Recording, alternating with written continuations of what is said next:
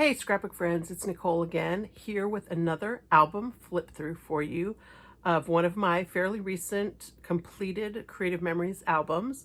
This is actually a 3-volume album, 3 separate books of course, but in my mind it's one big album, and it's from our family's cross-country trip in 2015.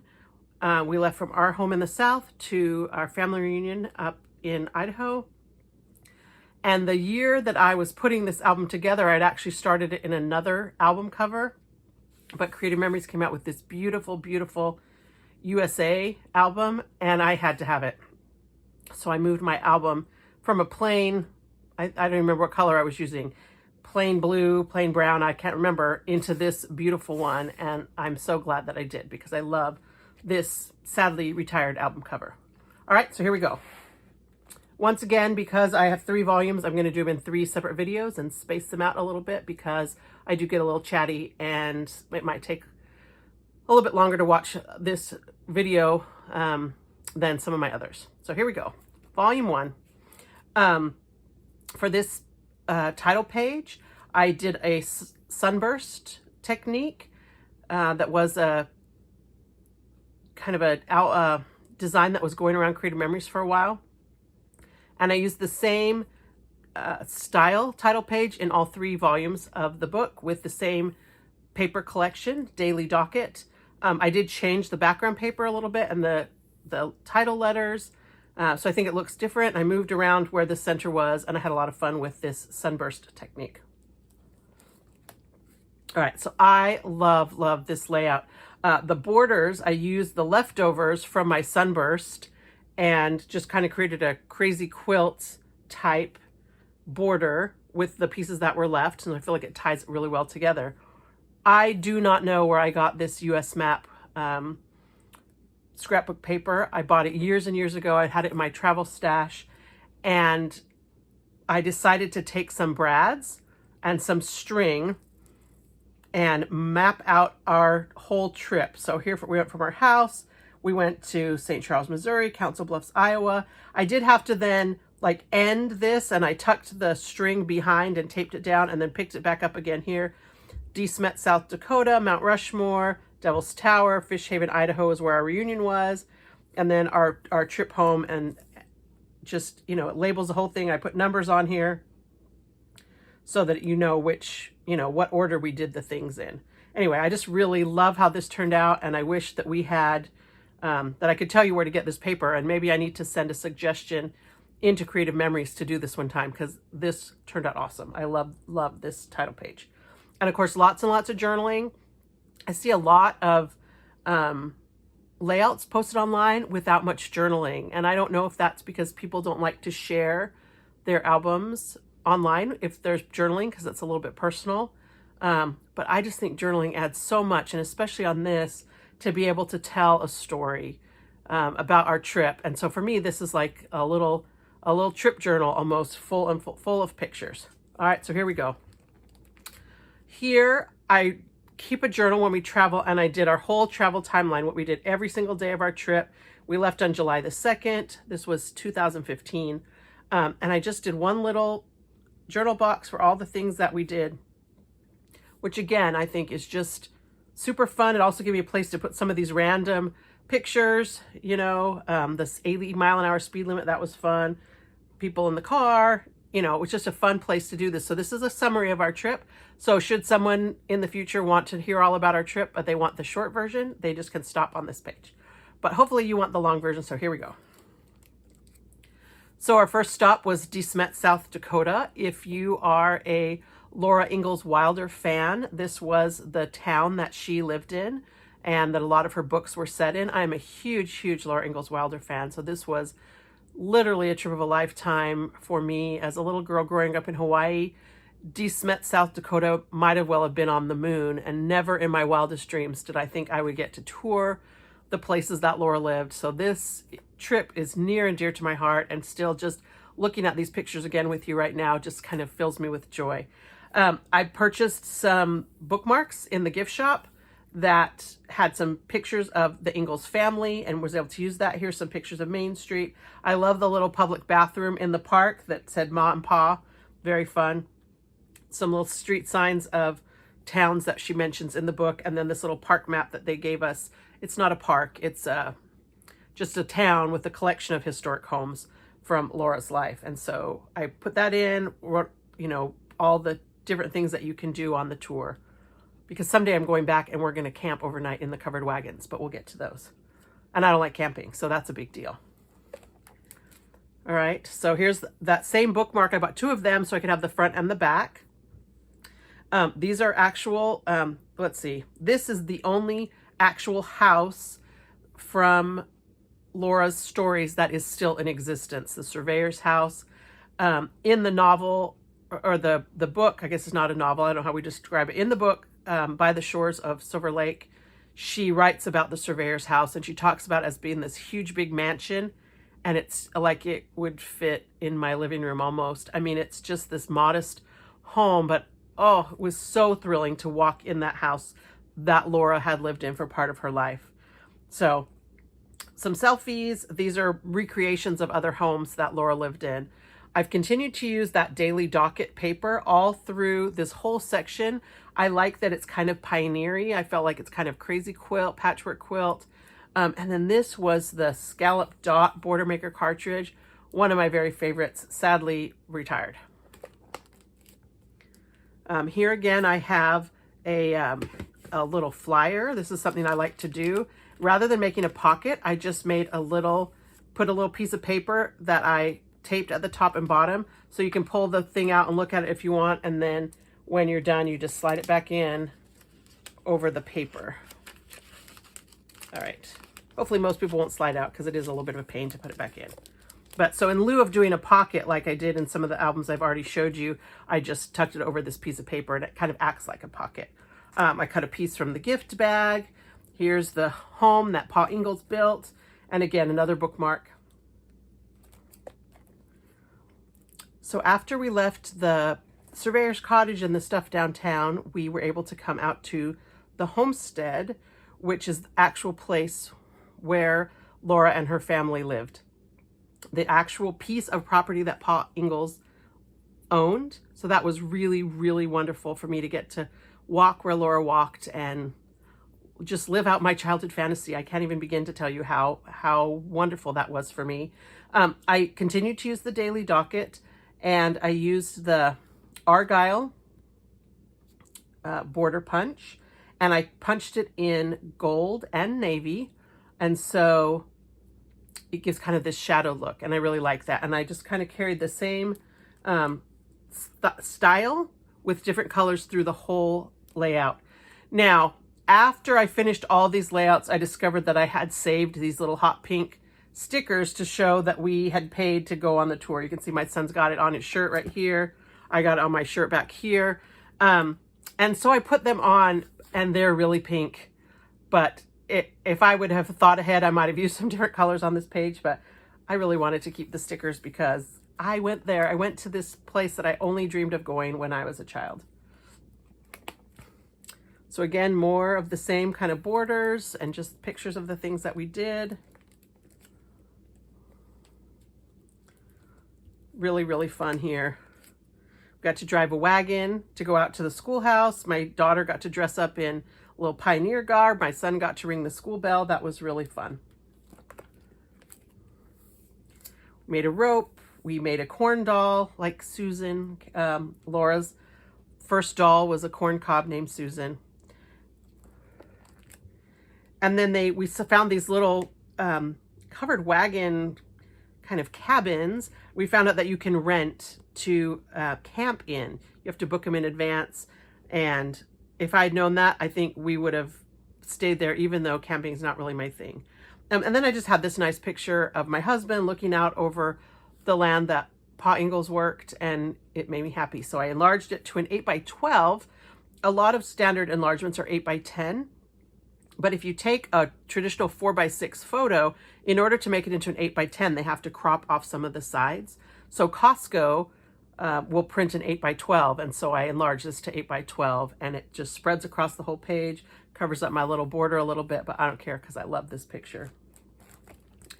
So I don't put a lot of dimensional stuff in my scrapbooks. I try to keep them pretty flat, but we visited some trees, and these are the actual trees that Pa Ingalls planted. They're still alive. There's a little placard, you know, verifying that. And I did pick a leaf off the tree. And when I purchased my items at the gift shop, they gave me a twig from this tree. So what I did is I made some little shadow boxes. I actually took a piece of plastic page protector, and I have a We Are Memory Keepers fuse tool, and I fused these together, or I sealed this in this little pocket so it's not going to give crumbs. I don't know the longevity of this. It probably will not last as long as my scrapbook will last, but I had to put it in and put the leaf in. And then I just put the plastic little bag that I made, little sealed packet, on a piece of yellow cardstock, and then use some foam squares to give it a little bit of dimension. And it does make my book a little bit bendy right here. It doesn't close all the way, but you can see like the little foam squares. But it allowed me to put actual pieces of the actual tree that Pa Ingalls planted, and they make me happy. And so in they went. Continue to use the daily docket. This little zigzag border, one of my favorite techniques. Everyone who gets the Border Maker system gets the picket fence cartridge, and I don't see it used very much. But if you take the picket fence and just use the tip edge, it gives this cute little rickrack zigzag edge. So the full border that I punched is behind this, and I just put my paper up to cover it, and I got that little zigzag edge. So that's a fun way to use your picket fence that everybody who has the Creative Memories Border Maker system has, but it's not one I see a lot. We went to the cemetery where Pa and Ma and Mary and Laura and Almanzo's son are buried. That was really, really cool. They gave us this little guide map that tells us about different people who she mentions in the book, and that was fun to see those things. Laura and Almanzo are not buried here. They're buried in Missouri, and we have yet to visit their farms down there, but someday I'm going to go there. So this was an incentive punch. I don't remember the name of it. Somebody will remember it if you really want to know, ask in the comments and I will look it up. So a few years ago, my husband and I were driving down a country road in Alabama, and there was an ear of corn lying in the middle of the street, and my husband stopped and picked it up, and I said, "What are you going to do with that?"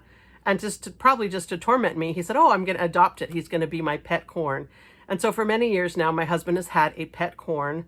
His name is Cornelius, and he has gone on adventures with us. And so when we were driving through South Dakota, we stopped in Mitchell, South Dakota, which is the home of the famous Corn Palace. It was closed, but we were able to drive by and let Cornelius have a picture in front of the Corn Palace. All right, the next day we were continuing to head west, and as we were driving on Interstate 90 up in South Dakota, we stopped at a rest stop, and sometimes they have an attendant, and so the little attendant at the front said, "Oh, you're going to go to the Badlands." And I thought, well, I don't even know what that is.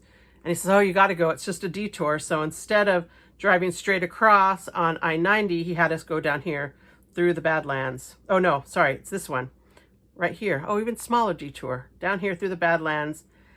It was awesome. It was absolutely stunning to go through here.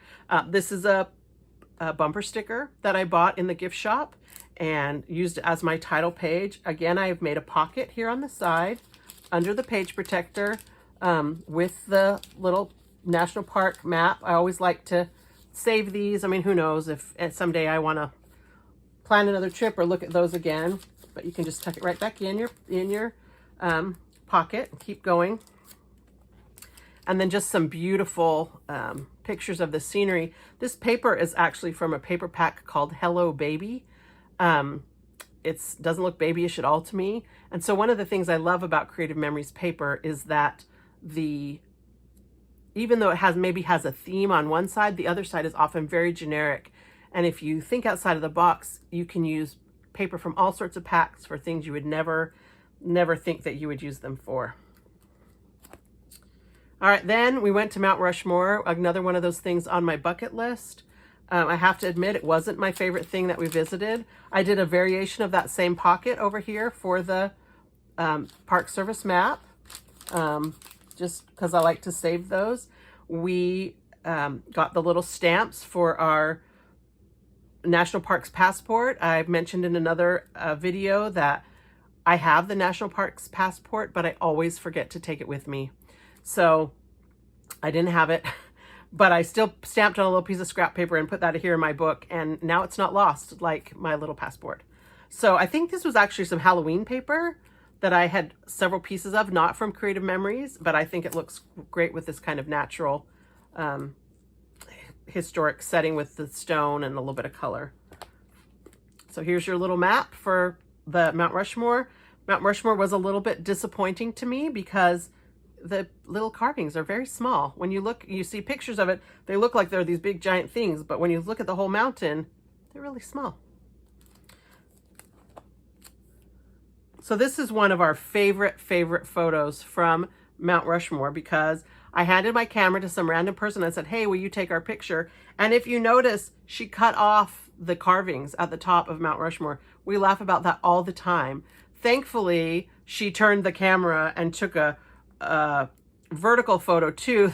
So we did actually get Mount Rushmore in here, but I just thought that was hysterical that someone would take a picture of us in front of this national landmark and not bother to get the landmark in. So if somebody asks you to take a picture in front of something, make sure that thing is also in the picture. And then this one, we just kind of mimicked the poses of the presidents up there and thought that was fun. So after we left Mount Rushmore, it was kind of later in the day, but my sweet family agreed to make about a 3-hour detour up to Wyoming to go to Devil's Tower National Monument. If you've watched Close Encounters of the Third Kind, that's probably how you, like I, was introduced to Devil's Tower. But I will tell you, this was the highlight of our trip, maybe even more than visiting Laura Ingalls' childhood home. Absolutely amazing. We got there, I think they closed at 6 and we got there about 5:30, but it's just a big rock in the middle of nowhere. And so it doesn't close. And so we were able to go to the gift shop. I did have to buy a long sleeve shirt because it was cold. But we were able to just wander around. We were the only people there for most of the time. Here's another pocket. And this is just, I just took a piece of 12 by 12 paper. I cut it on the diagonal and then I folded it around and folded it up at the bottom to make the pocket. Here are my little stamps. And then I just used this piece of, I had a couple pieces of this little green paper that I just used for my whole layouts to kind of tie these pages together. And then just all these pictures of us like by ourselves at Devil's Tower. So amazing. I added a multi-pocket page in here just because I had more pictures, and rather than putting them on a regular CM page, I feel like these are a little less bulky. And I also feel a little less guilty about not journaling or embellishing when I use a multi-pocket page. But it was awesome. Look, our car all there by itself. It was just nature at its most incredible.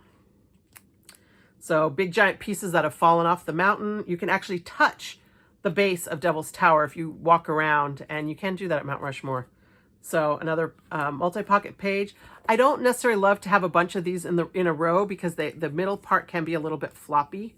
So I do like to stagger them in between traditional pages when I can.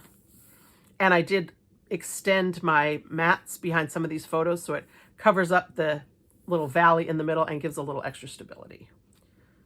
So here we go, Devil's Tower, Wyoming. My daughter discovered that it's possible to take a selfie with a digital SLR. And so when I came home and looked at my pictures, I had a whole bunch of selfies taken with my big camera. And then this is one taken with our phone. And if you can see, these are 4x6 because that's what my digital SLR takes. And this is a 4x5.3, what they sometimes call a 4D. And so if you ever find that you have pictures that end up being different sizes, or if they're cropped funny. If they had tried to print this as a 4x6, it might have cropped the sides funny. So that's why sometimes photos are different sizes, but I think it works all right. And I don't know what font this is, but I thought it was super fun. All right, the next day, I didn't journal the part about driving on the really scary pitch black Wyoming roads after we left Devil's Tower. I probably should have. The next day, we stopped at Independence Rock, which is a pioneer site. We hadn't meant to stop there. It just happened that it is a rest stop. And so we walked out and looked at Independence Rock. Again, here's that picket fence cartridge I used. And you can see kind of right here that I have a strip from the border maker, and then I just cut a piece of green, coordinating green, to use as my journal mat, so you don't see those little empty spaces that are in the picket fence. But it makes a great little, like a rickrack edge. So we like to do these kind of little fun pictures where you hold somebody in your hand or whatever. My daughter climbed a little ways up the rock, but that was plenty for me. We saw people going all the way to the top, but that was going to be a nope from Mom. All right, we stopped at Martin's Cove, which is a Mormon pioneer trail site. We again hadn't meant to stop there, but we drove right past it and thought, well, we'll pop in. And we thought we were only going to stay for a few minutes, but got kind of shanghaied into a tour and enjoyed it, but it did set us behind quite a bit. So I had a bunch of flyers from here, and I didn't want to necessarily do the same kind of pocket pages that I've done on the other layouts that I've showed you. So instead, I made a different kind of a pocket page, and I took a Creative Memories page protector. They are sealed at the top and bottom, and I cut it. I think this is about 4 inches. I cut it, and I used some double stick photo mounting tape to stick this in here, and then at the top I sealed the back of it to the paper, and then I put this piece of paper, designer paper, to hide like the back piece where the tape was, and then I sealed the sides. And so now I can just have these pockets. They don't have a page protector over the top of them, so they're kind of naked-ish. You can see here where's the edge of the page protector. But it makes it really nice to have now these pockets that you can pull stuff out of, except, of course, it just got caught on the paper, for all these maps, because I had several things that I wanted to put in a pocket. So I did front and back so I could have these just easily to pull out for anybody that might want to. And then just a couple more pictures for Martin's Cove. And that ends Volume 1. Volume 2 is going to be from our family reunion. So that's 2 volumes, and I will post that one for you in a day or 2. Thanks very much, and I will see you back here on my channel again very soon.